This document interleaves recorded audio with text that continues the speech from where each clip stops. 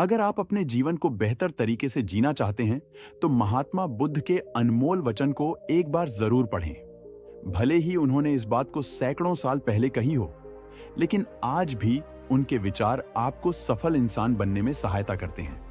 आइए जानते हैं खास बातों को। वीडियो में आगे बढ़ने से पहले जो लोग भी हमारे चैनल पर नए आ रहे हैं, प्लीज हमारे चैनल को सब्सक्राइब कर लीजिए और बेल आइकन को ऑल पर सिलेक्ट कर लीजिए, ताकि आप हमारी एक भी वीडियो मिस ना कर पाए।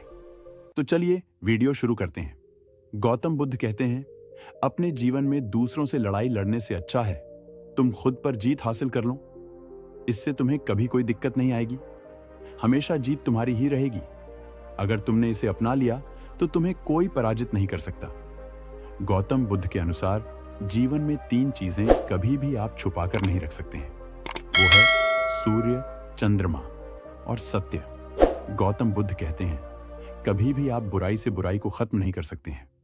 इसे खत्म करने के लिए आपको प्रेम का सहारा लेना पड़ता है। प्रेम से दुनिया की हर बड़ी चीजों को जीता जा सकता है। सत्य के मार्ग पर चलने वाला व्यक्ति 2 ही गलतियां कर सकता है, या तो पूरा रास्ता चलेगा या फिर वह चलना ही नहीं शुरू करेगा।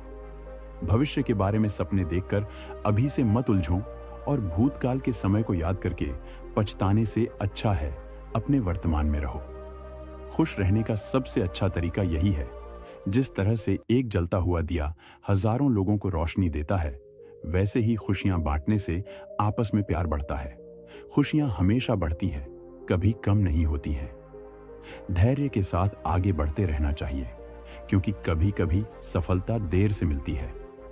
कुछ लोगों को कड़ी मेहनत के बाद भी आशा के अनुरूप फल नहीं मिल पाते हैं और निराशा बढ़ने लगती है। ऐसी स्थिति में सकारात्मकता बनाए रखनी चाहिए और मेहनत में कमी नहीं करनी चाहिए। इस संबंध में गौतम बुद्ध से जुड़ा एक प्रसंग प्रचलित है, जिसमें सुखी जीवन और सफलता पाने के सूत्र छिपे हैं। अगर इन सूत्रों को जीवन में उतार लिया जाए तो हम कई परेशानियों से बच सकते हैं और अपने लक्ष्य तक पहुंच सकते हैं। यहां जानिए वह प्रसंग जिसमें बताया गया है कि हम कैसे सफल हो सकते हैं। प्रचलित प्रसंग के अनुसार एक बार अपने शिष्यों के साथ किसी गांव में उपदेश देने जा रहे थे। गांव पहुंचने से पहले रास्ते में उन लोगों को जगह जगह बहुत सारे गड्ढे खुदे हुए दिखाई दिए। महात्मा बुद्ध का एक शिष्य इन गड्ढों को देखकर सोचने लगा कि इनका रहस्य क्या है। उसने अपने गुरु बुद्ध से पूछा कि तथागत कृपया मुझे इन गड्ढों का रहस्य बताएं। एक साथ इतने सारे गड्ढे किसने और क्यों खोदे हैं? गौतम बुद्ध ने शिष्य को जवाब दिया कि किसी व्यक्ति ने पानी की तलाश में इतने सारे गड्ढे खोदे हैं। अगर वह धैर्यपूर्वक एक ही जगह पर गड्ढा खोदता तो उसे पानी अवश्य मिल जाता, लेकिन वह थोड़ी देर गड्ढा खोदता और पानी न मिलने पर दूसरी जगह गड्ढा खोदना शुरू कर देता। इस कारण उसे कहीं भी पानी नहीं मिला। जीवन प्रबंधन बुद्ध ने शिष्यों को समझाया कि अगर कोई व्यक्ति किसी काम में सफल होना चाहता है तो उसे कड़ी मेहनत करनी होती है, लेकिन कड़ी मेहनत के साथ ही स्वभाव में धैर्य होना भी जरूरी है। कभी कभी लंबे समय तक मेहनत करने के बाद ही सफलता मिल पाती है। ऐसी स्थिति में व्यक्ति को धैर्य बनाए रखना चाहिए, वरना सफलता नहीं मिल पाती है। बुरा समय बीतने के बाद खुद आता है अच्छा समय। गौतम बुद्ध की इस कहानी से जाने जीवन में धैर्य का महत्व। जीवन में धैर्य जरूरी है, क्योंकि धैर्य की शक्ति से ही मानव जीवन सबल और सफल बनता है। धैर्य का जीवन में क्या महत्व है, इसे समझने के लिए गौतम बुद्ध की इस कहानी को जरूर सुने। सफल व्यक्तियों, जानकार, गुरुजनों और अपने बड़े बुजुर्गों को आपने अक्सर यह कहते हुए सुना होगा कि जल्दबाजी में किया गया कार्य घातक हो सकता है। इसलिए किसी भी कार्य में धैर्य की जरूरत होती है, क्योंकि धैर्य ऐसी शक्ति है जिससे व्यक्ति की आत्मा सबल बनती है। लेकिन आजकल लोगों में धैर्य नाम की चीज नहीं है। वे किसी भी कार्य को करने या किसी चीज को प्राप्त करने के लिए धैर्य नहीं रखते, बल्कि उन्हें हर चीज शीघ्र अतिशीघ्र चाहिए होती है। लेकिन वे इस बात को भूल जाते हैं कि यदि जल्दबाजी में कोई चीज मिल भी जाए तो जीवन में उसका महत्व शून्य के समान होता है। जीवन में धैर्य का क्या महत्व है और धैर्य क्यों जरूरी है, इसे जानने के लिए आपको गौतम बुद्ध के जीवन से जुड़ी इस कहानी को जरूर जानना चाहिए। धैर्य क्या है? धैर्य के महत्व को जानने से पहले जानते हैं आखिर धैर्य है क्या। दरअसल गैर्य, धीरज, संतोष या सहनशीलता, ऐसे गुणों में एक है जो हर किसी के पास नहीं होता है। धैर्यवान व्यक्ति वह है जो कठिन परिस्थिति में भी शांत रहकर सहन करते हुए उसे पार कर लेता है या सही समय आने का धैर्यपूर्वक इंतजार करता है। धैर्य से जुड़ी गौतम बुद्ध की कहानी। गौतम बुद्ध एक बार शिष्यों के साथ गांव से शहर की ओर जा रहे थे। यात्रा करते हुए उन्हें और शिष्यों को थकान महसूस हुई। थकान मिटाने के लिए वे एक झील के पास रुक गए और एक शिष्य को प्यास बुझाने के लिए झील से पानी लाने को कहा।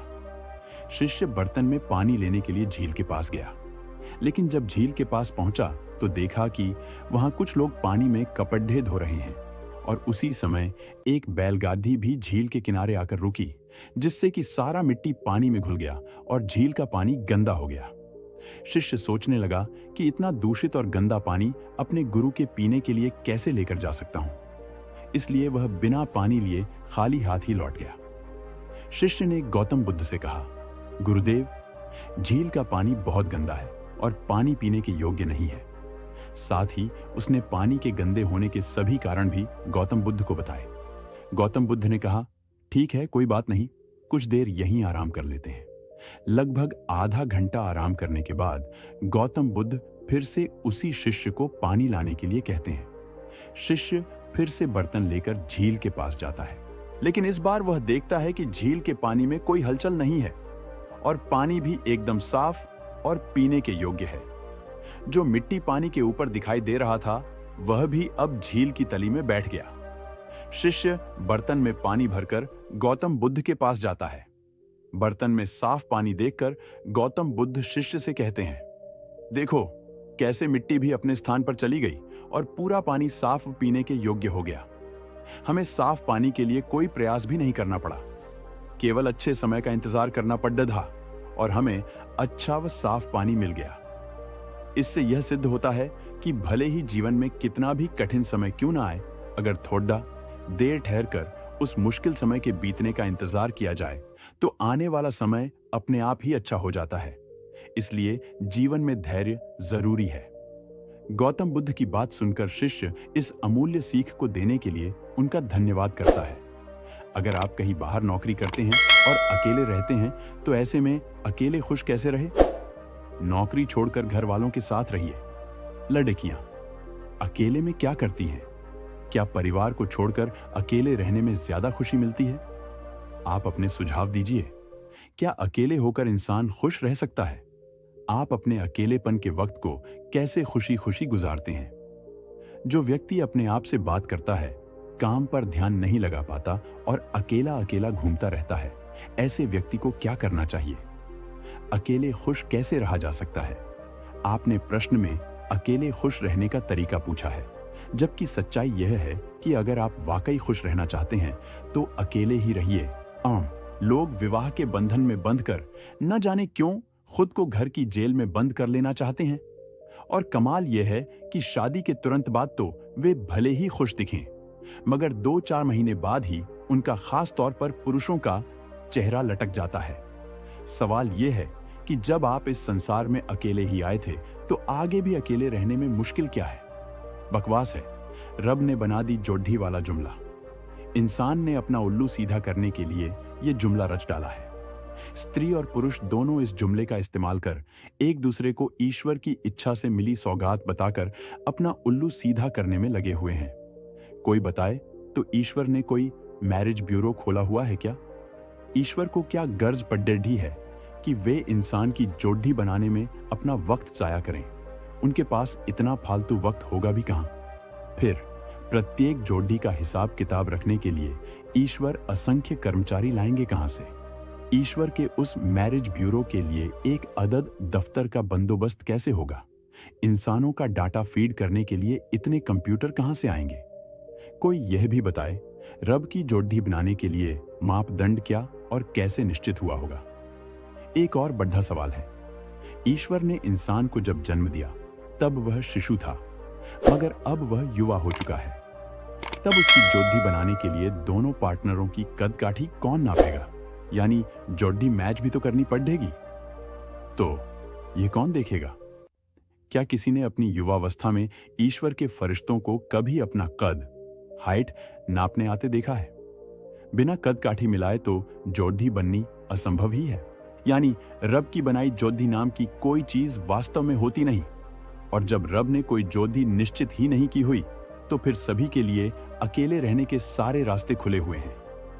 लेकिन हमारे देश में अकेले रहने में अगर कोई दिक्कत महसूस करता है तो वे हैं लड़डैचकियां।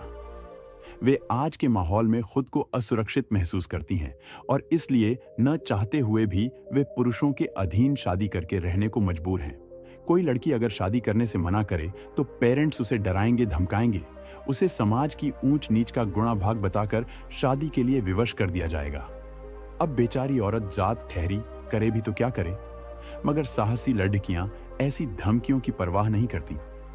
पिछले दिनों क्वोरा पर ही एक लड़की ने ब्लॉग लिखा कि वह अविवाहित है और दिल्ली में एक कमरे के फ्लैट में अकेले रहती है। हर 4 महीने बाद दुनिया घूमने निकल जाती है। अब तक 40 देश घूम चुकी है। इसे कहते हैं मस्त जिंदगी। तो कहां है असुरक्षा? ये सही है कि जमाना खराब है, मगर ऐसा भी नहीं है कि चारों तरफ गुंडों का ही राज हो। वैसे भी ज्यादातर स्त्रियां आजीविका के लिए विवाह करने को मजबूर हैं। वे शादी को अव्वल दर्जे के हाई सैलरी पैकेज वाले जॉब की तरह ट्रीट करती हैं और पति को बेस्ट एम्प्लॉयर। इसीलिए वे इस जॉब से चिपके रहने में सारी ऊर्जा लगा देती हैं। अब सोचिए, अगर वे खुद के पैरों पर खड़ी हो जाए तो क्या जरूरत है किसी पुरुष की प्रधानी के आगे आत्मसमर्पण की?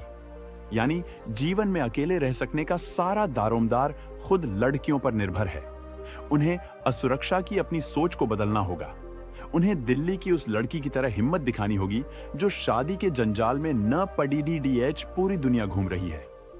कोई कह सकता है इंसान की शारीरिक जरूरत का फिर क्या होगा? तो जवाब यह है जनाब कि जब आजकल के युवा 27 से 28 वर्ष की आयु तक खुद ही शादी नहीं कर रहे तो आगे भी कौन सी इमरजेंसी पैदा हो जाएगी।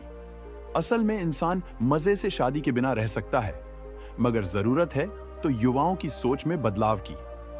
युगों युगों से एक भेदभाव चाल के शिकार बने युवाओं को आगे बराज कर खुद बताना होगा कि केवल शादी ही उनके जीवन का विराट लक्ष्य नहीं है। वे परिवार के बड़ों को समझाएं कि अगर उन्होंने पेरेंट्स शादी की थी तो ये जरूरी नहीं कि उनका बेटा बेटी भी शादी करे ही करे। तो उठिए और इस रंग बिरंगी दुनिया की सैर के लिए बैग उठाइए। एक से बराज कर एक अजूबे भरे पड्ढे हैं इस दुनिया में। आसमान में उड्डीय चिकर इन अजूबों पर नजर दौड़ाइए तो समझ आएगा कि अकेले रहने का मजा क्या चीज है। बस एक चीज अच्छी तरह समझ लीजिए कि इस नून तेल खटाई के चक्रव्यूह में जो फंस गया, समझो उसकी बर्बादी की उल्टी गिनती शुरू हो गई। तो दोस्तों, आपको यह वीडियो कैसी लगी मुझे कमेंट सेक्शन में बता देना। ओह, और हमारे चैनल को सब्सक्राइब करना मत भूलना। तो मिलते हैं अगले वीडियो में। तब तक के लिए धन्यवाद।